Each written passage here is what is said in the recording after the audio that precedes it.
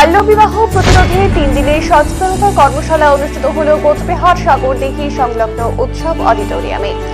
এদিন জেলা প্রশাসনের উদ্যোগে শিশু সুরক্ষা বিভাগের আধিকারিকেরা এই অনুষ্ঠানের আয়োজন করেন। মূলত কিভাবে বাল্যবিবাহ রোধ করা যায়, কোনো মা বা বাবা যাতে প্রাপ্তবয়স্ক না হওয়ার আগে জোর করে বিয়ে দেয়, কিভাবে তা প্রতিরোধ করতে হবে, সেক্ষেত্রে প্রশাসন কিভাবে আইনানুগত ব্যবস্থা গ্রহণ করতে পারেন তা নিয়ে সচেতনতামূলক অনুষ্ঠান অনুষ্ঠিত হলো।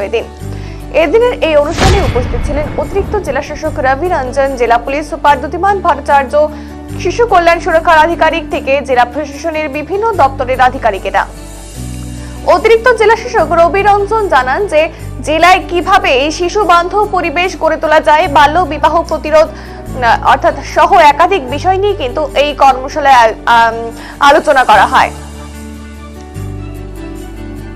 কিন্তু পড়াশোনাটা করেছি বলে আজ আমার যেখানে কাজ করা আর সেখানে কিন্তু আরো বিভিন্ন জায়গা থেকে প্রতিনিধিরা এসেছেন এবং জানিয়ে রাখবো কোচবিহার ছাড়াও জলপাইগুড়ি, আলিপুরদুয়ার থেকেও কিন্তু প্রতিনিধিরা এসেছেন বলে জানা গিয়েছে। লিগাল সার্ভিস যে ডিপার্টমেন্ট, যেটা আইনি পরিষেবা বিভাগ, যেটা আমাদের প্রতিটা জেলাতে আজকে চেয়ারপারসন WBCPCI এসেছেন উইথ কাউন্সিলর অ্যান্ড কনসালটেন্টস।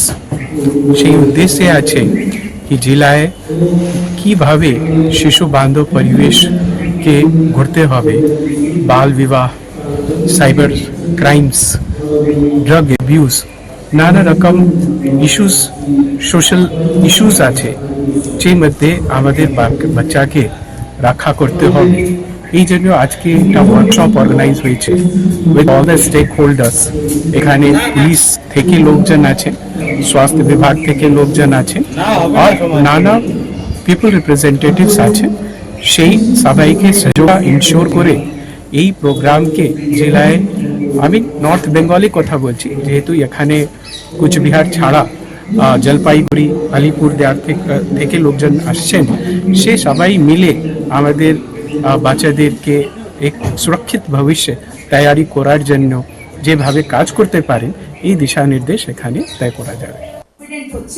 এবং তখন মনে করছে যে কিছু একটা হলেই বোধহয় বাইরের জগৎটা অনেক সহজ। প্রতিদিনের প্রতিক্ষণের কথায় আমাদের এবারে আমরা করি আরো অনেক